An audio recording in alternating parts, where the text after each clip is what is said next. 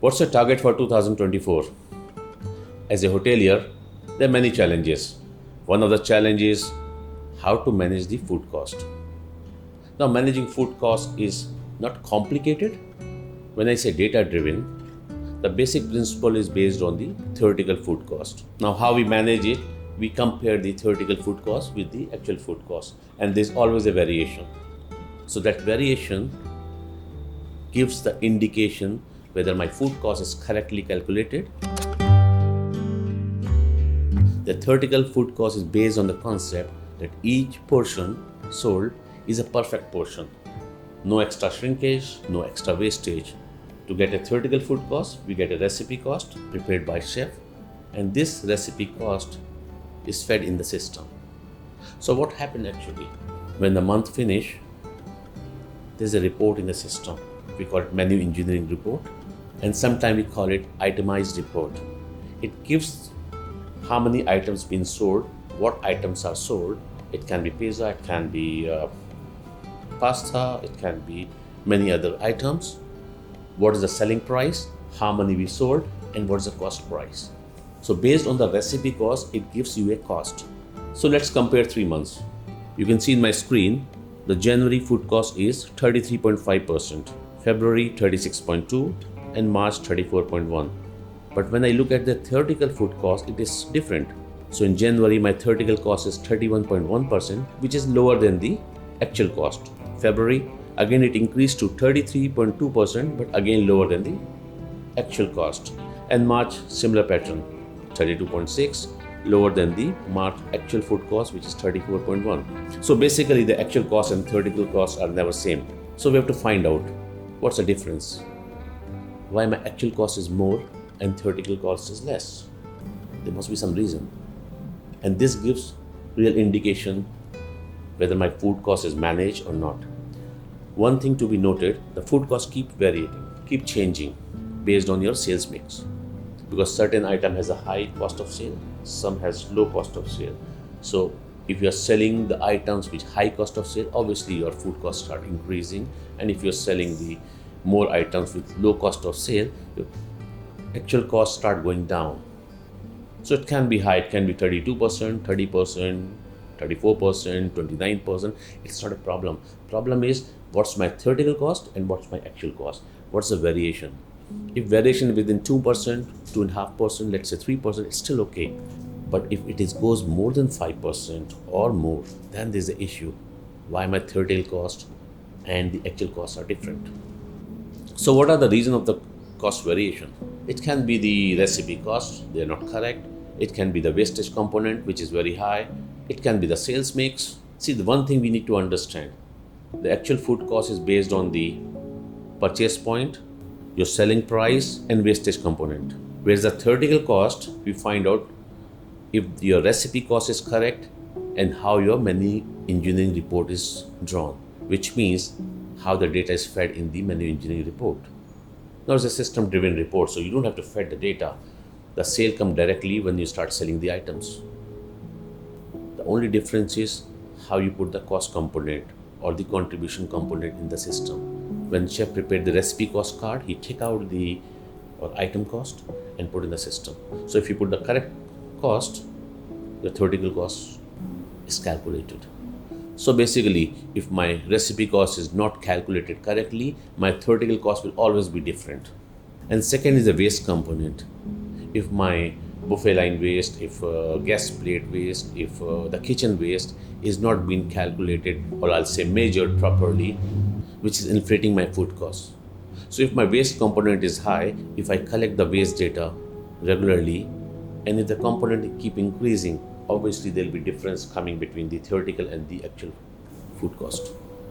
So that's one thing. Second, the recipe. And third, obviously the purchase point. How we purchase, how we negotiate. Are we working on the contracts, fixed contracts for the perishable items such as fruit and vegetable, seasonal items? These are all area which need to be worked on if we see our food cost and the theoretical cost has a big variation. So finding theoretical food cost is not a problem. It all depend on the accuracy of the recipe cost. So if chefs are preparing correct recipe cost card, and then let's say cost controller is feeding in the system the same cost, your theoretical cost will be there every month. And I will suggest you should print this report every month. When you get your food cost, you print your theoretical cost and see what's the difference. Difference too much? More than 2%? 3%? Ask your chef. Ask the cost controller. Where's the money? Where's that difference? This is because of the waste data. If your theoretical food cost is correct, then it's all about the shrinkage in the ingredients or the wasting or excess waste in the kitchen, not gas plate, in the kitchen. So when we collect the data, we have to make sure we have many collection points. Each meal period should have 3 collection points. One is the kitchen waste, second is the buffet line waste if there is a buffet, third is the gas plate waste. But in a la carte there will be 2 collection points: gas wastage, which is gas plate wastage, and the kitchen wastage. So if the variation or the difference between the theoretical cost and the food cost is high, it means my kitchen wastage is increasing, not the gas plate wastage. The question comes, why do I record the gas plate wastage? Because they already paid for it. The problem is not that they paid or not paid. The problem is that the food which is prepared in the kitchen is not either liked by the guest, or there's excess, or some of the items are not liked by the guest and they're throwing it. So which are those items? So chef has to see that wastage. If my gas plate wastage is very high, you have to see which item is being thrown actually every day and try to curtail or change the menu. So once you change the menu, the gas wastage goes down, which means guests start liking the food, and obviously it improves your revenue. So it's not only the managing the food cost, it's improving your revenue also. Another point is dissecting the food cost. When I say dissecting, means food cost is to be divided between the meal period. One is the breakfast cost and then the meal cost, which is lunch and a dinner. We divide the food cost into meal period, the breakfast, lunch and dinner. We need to dissect the food cost between the breakfast cost and the other meal period cost. Now the breakfast revenue to be compared with the breakfast cost, which we do periodically. The suggested time is every quarter we should calculate the breakfast cost, because change based on the seasonality, geomix, it keeps changing. And second is the waste data collection. That's from the buffet line and the gas plate wastage. So these 3 things help us to find out what's happening with my breakfast cost compared to the breakfast revenue. Now breakfast revenue is one of the main revenue source in F&B, and that is why the breakfast cost and the waste data during the breakfast period is to be analyzed separately, I will say. And then we have the lunch and dinner revenue, where we have to have a kitchen wastage and a gas plate wastage, which means 2 collection point in those meal period. It comes to 4 collection points per day for one restaurant. If you have 2 restaurants, it becomes 8. Don't shy of creating the collection point. More collection point means you get more detail to analyze your data. Now let's discuss another important point, forecasting food cost. See, managing food cost does not mean managing the food cost what is already done, which means your prior month cost. You have to forecast the food cost correctly. Then you have actual food cost, and then you have theoretical food cost. Then you can see what I think the food cost should be. Let's say 36%. My actual food cost come 34, and my theoretical come 33. So why there's so much of difference? Where I went wrong? These analysis need to be done on a monthly basis. But how do I forecast my food cost? It's easy. calculate your breakfast cost, calculate your meal period cost, add it, and it's done. Look at this table. Here I have estimated the revenue for each meal period. Let's say for breakfast it's 48,000, lunch 12,000, and dinner 30,000. So total 90,000 my estimated revenue for next month. My breakfast cost percentage based on my breakfast costing is 42%. So expect a very similar cost. Lunch cost percentage I can take from the theoretical cost of prior months. Just take an average of 2-3 months and that's your cost should be. And lunch, so I have taken 24% based on prior data. Dinner I have taken 27%. Again I have taken based on the theoretical cost, assuming my business mix will be very similar. And then based on these cost percentage, I calculated the forecasted food cost. So my breakfast 48,000 times 42% is 20,160. Lunch 12,000 times 24%, 2,880. And dinner 30,000 revenue times 27%, 8,100. So when I sum up 20,160 with 2,880 and 8,100, the total estimated food cost will be 31,140, which is based on my actual breakfast costing of previous months and the theoretical cost of the lunch and dinner. So it's come to 34.6%. So now I know next month my cost is going to be 34%, but sales mix may change. So it will change slightly and my theoretical food cost may be different. So that's one thing we have to find out, why I forecasted this much, where my forecast goes wrong, so that next month I correct myself. And then again I have to compare with my theoretical food cost with the actual food cost. What's the difference? For my waste data, is it increased from last month or is it decreased from last month? If my wastage is decreasing, so the cost should not be increasing.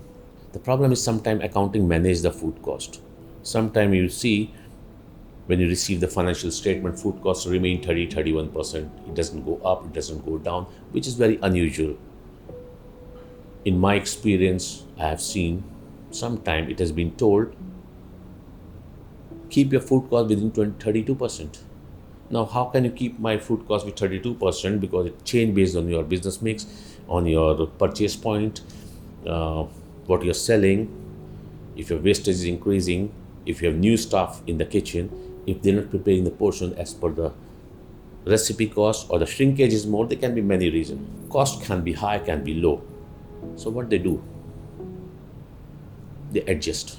They adjust in the stock value. Very common. They adjust in your entertainment and many other accounting head. And they manage the food cost 32%. So very important to see what's my theoretical cost. So if my actual food cost coming 32% and theoretical cost coming 33%, which is not possible, because theoretical cost technically is lower than the actual food cost. It means someone has adjusted the food cost.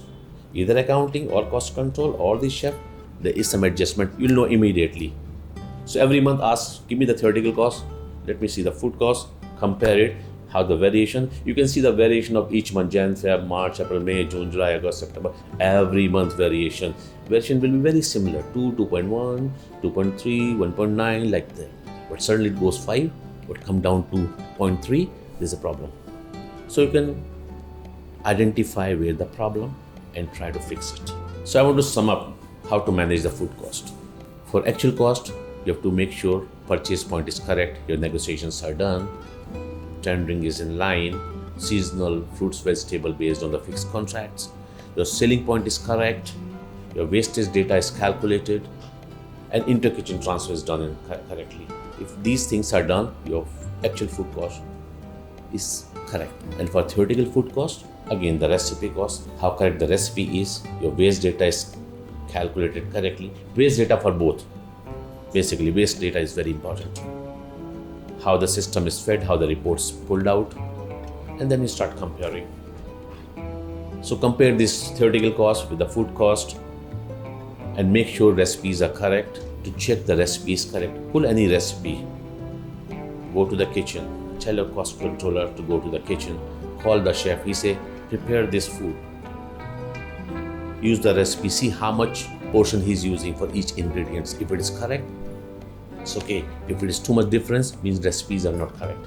and ask them to correct the recipe. Make sure recipe is correct if you want to manage your food costs.